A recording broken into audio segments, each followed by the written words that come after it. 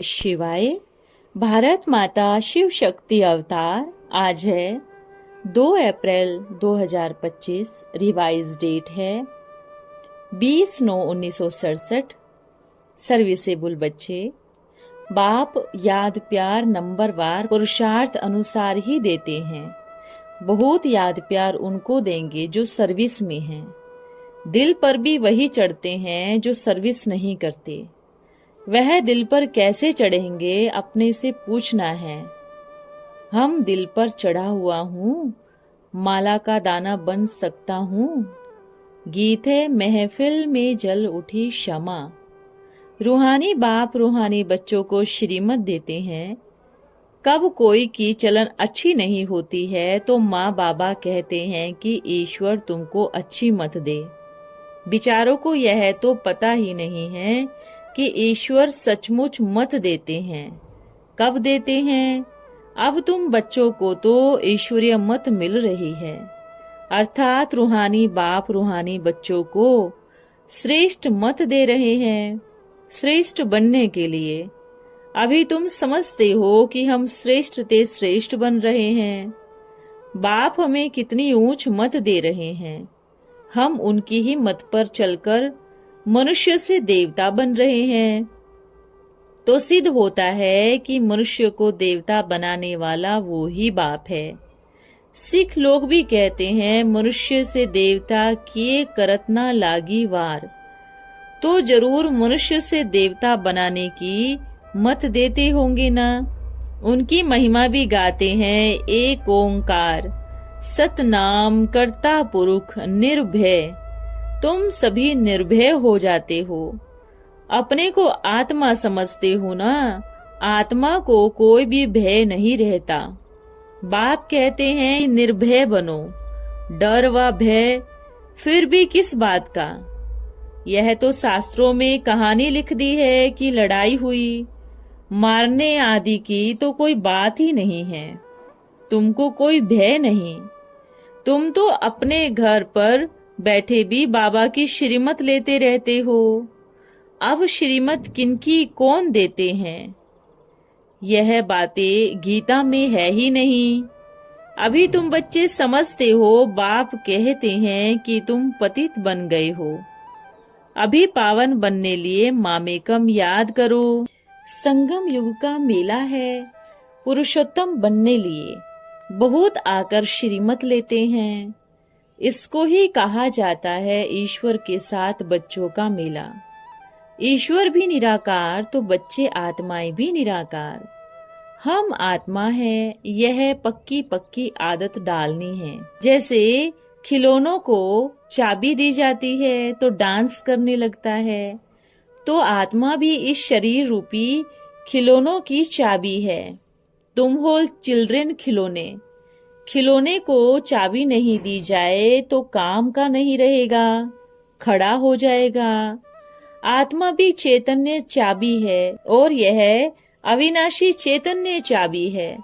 बाप समझाते हैं कि मैं देखता हूँ आत्मा को, आत्मा सुनती है। यह पक्की टेव डालनी है। 5000 वर्ष इस चाबी को लगते हैं फिरने में। चैतन्य चाबी होने कारण चक्र फिरता ही रहता है। यह है चैतन्य खिलौना। बाप भी चैतन्य आत्मा है। जब फिर चाबी खत्म हो जाती है तो फिर बाप नए सिर युक्ति रचते हैं कि मुझे याद करो तो चाबी फिर से लग जाएगी। अर्थात आत्मा तमो प्रधान से सतो प्रधान बन जाएगी। जैसे मोटर में से पेट्रोल खत्म होने पर फिर से भरा जाता है ना।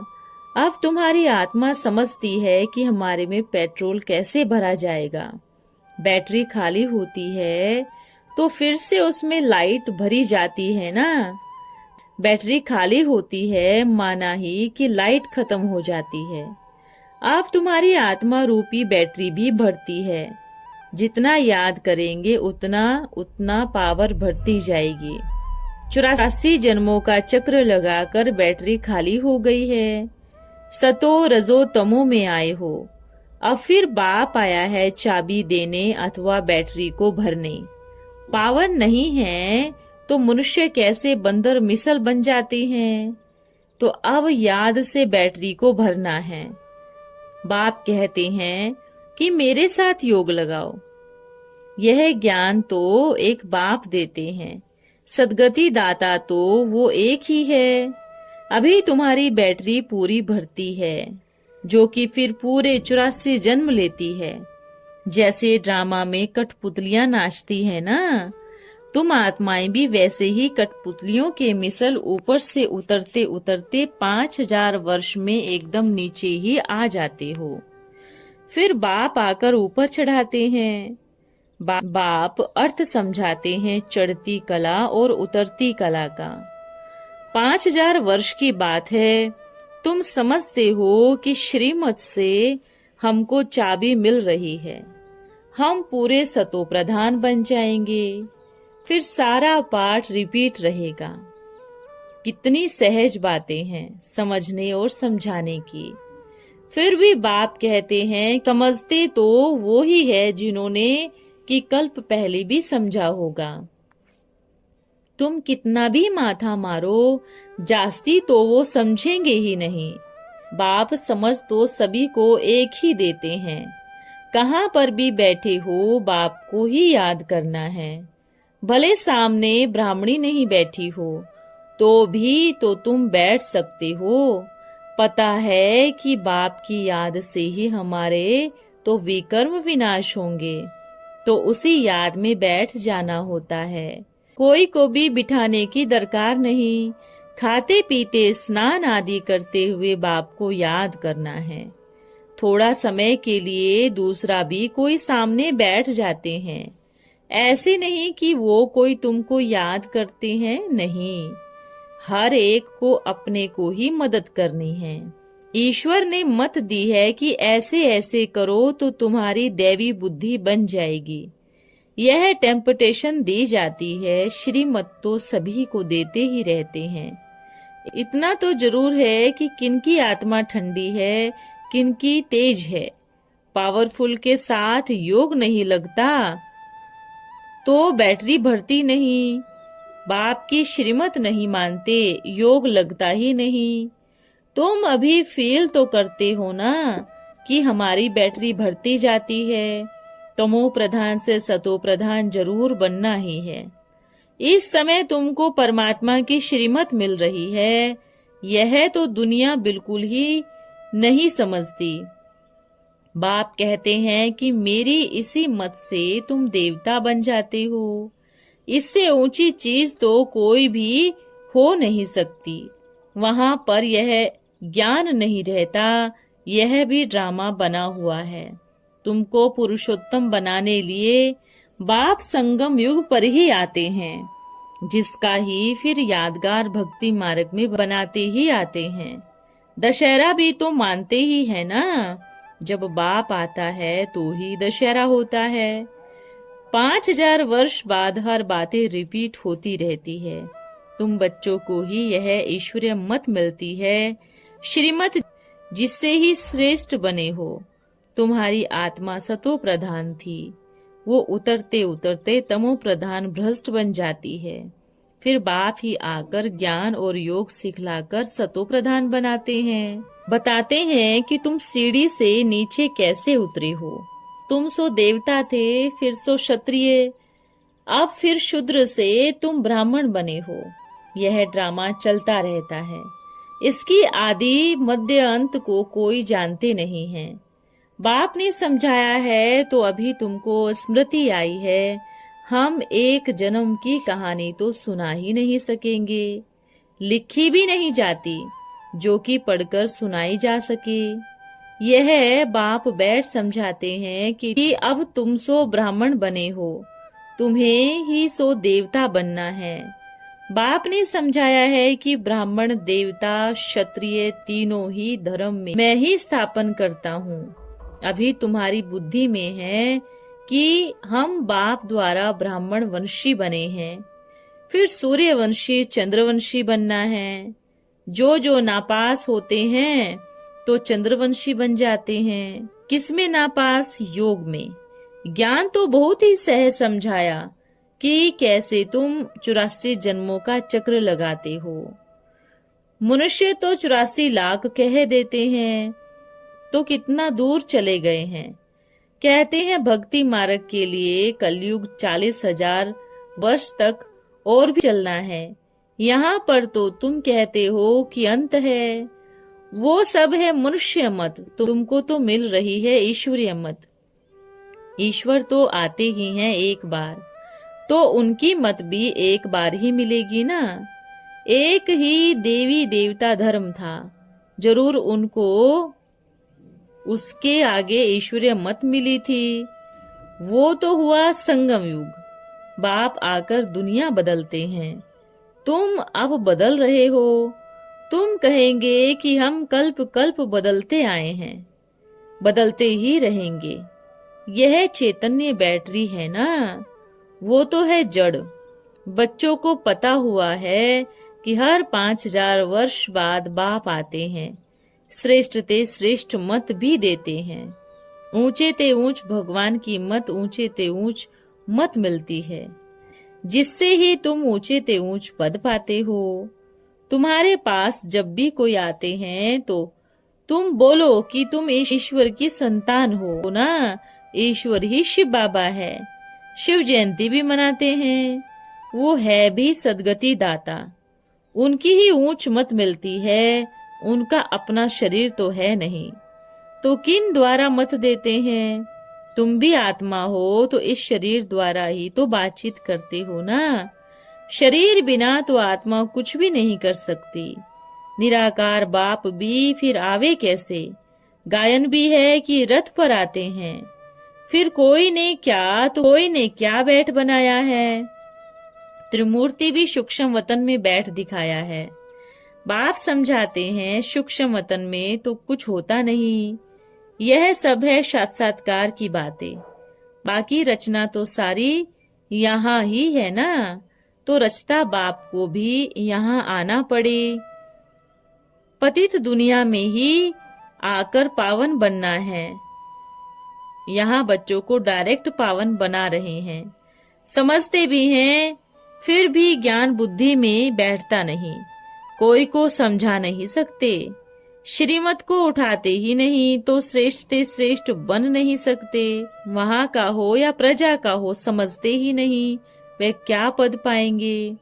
बाप ने कहा है हड्डी हड्डी सर्विस में देना है, ऑलराउंडर सर्विस करनी है। बाप की सर्विस में हम हड्डी भी देने तैयार हैं। बहुत बच्चियां तो तड़पती रहती है सर्विस के लिए। बाबा हमको छुड़ाओ तो हम सर्विस में लग जावे, जिससे बहुतों का कल्याण हो। सारी दुनिया तो सेवा करती है जिस्मानी, उससे तो सीढ़ी नीचे ही उतरते आते हैं। अभी इस रूहानी सेवा में चढ़ती कला होती है। हर एक समझते हैं यह फलानी हमसे जास्ती सर्विस करती है। सर्विसेबल अच्छी बच्चियां हैं तो सेंटर भी संभाल सकती है। क्लास में नंबरवार बैठते हैं, यहाँ तो नंबरवार नहीं बिठाते हैं, फंक हो जाएंगे। समझ तो नहीं सकते ना, सर्विस नहीं कर सकते हैं तो जरूर पद भी कम हो जाएगा। पद तो नंबरवार बहुत है ना, बुद्धि से काम लेना पड़ता है। समझना चाहिए हम तो बहुत नीच पद पालेंगे, क्योंकि सर्विस तो करती नहीं हूँ। सर्विस से ही पद मिल सकता है। अपनी जांच करनी चाहिए। हर एक अपनी अवस्था को जानते हैं। मम्मा बाबा भी सर्विस करते आए हैं। अच्छे अच्छे बच्चे भी हैं, भले नौकरी में हैं, उनको कहा जाता है हाफ पेपर भी जाकर सर्विस करो, हर्जा नहीं है। जो बाबा के दिल पर जो ताउसी तक पर बैठता है, नंबरवार पुरुषार्थ अनुसार ऐसे ही विजयमाला में आ जाते हैं। अर्पण भी होते हैं, सर्विस भी करते हैं। कोई भले अर्पण होते हैं, सर्विस नहीं करते तो पद भी कम हो जाएगा। यह राजधानी स्थापन होती है ना श्रीमत से, ऐसा कब सुना? अथवा पढ़ाई से राजा स्थापन होती है, यह कब सुना, कब देखा? हाँ, दान पुण्य करने से राजा के घर में जन्म ले सकते हैं। बाकी पढ़ाई से राजाई पद पाए ऐसा तो कब सुना नहीं, किसको पता भी नहीं। तुम पत्थर बुद्धि मनुष्यों को बैठ सुनाते हो, तमो प्रधान बुद्धि ही तुम्हारे पास आएंगे। बाप समझाते हैं तुमने ही 84 जन्म पूरे लिए हैं, तुमको अब ऊपर जाना है, बहुत इजी है। तुम कल्प कल्प समझते हो, नंबरवार पुरुषार्थ अनुसार। बाप याद प्यार भी नंबरवार पुरुषार्थ अनुसार ही देते हैं। बहुत याद प्यार उनको देंगे जो सर्विस में हैं। दिल पर भी वही चढ़ते हैं जो सर्विस नहीं करते। वह दिल पर कैसे चढ़ेंगे, अपने से पूछना है। हम दिल पर चढ़ा हुआ हूँ, माला का दाना बन सकता हूँ। अनपढ़े जरूर पढ़े कि आगे भरी ढोएंगे। बाप तो समझाते हैं बच्चे पुरुषार्थ करो, परंतु ड्रामा में पार्ट नहीं है, तो फिर कितना भी माथा मारो चढ़ते ही नहीं। कोई न कोई ग्रहचारी लग जाती है, देवाभिमान से ही फिर और सब विकार आ जाते हैं। मुख्य बड़ी बीमारी देवाभिमान की है। सतयुग में देवाभिमान नाम ही नहीं होता, वहां तो है ही तुम्हारी प्रारब्ध। यह यहाँ ही बाप समझाते हैं, और कोई ऐसी श्रीमत देते नहीं कि अपने को आत्मा समझ मामे कम याद करो। तुम भी निराकार आत्मा हो, अपने को आत्मा समझो, अपने देह को भी याद नहीं करो। अच्छा, ओम नमः शिवाय। आज का वरदान है लक्की सितारे भव। आप बच्चे लक्की सितारे अपने को समझते हो। लक्की सितारे वो हैं जो बाप के स्नेही तो है ही, लेकिन बाप के सर्व संबंधों के रस में ज्यादा मग्न रहते हैं। सर्व संबंध तोड़ एक संग जोड़ना, इनमें वे अटूट और अटल रहते हैं। उन्हें बाप के सहयोग के कारण मेहनत कम करनी पड़ती है और प्राप्ति अधिक होती है। वे सदा अनुभव करेंगे कि मेरा लक अच्छा है, मुझे बाप की एक्स्ट्रा मदद है। ओम नमः शिवाय।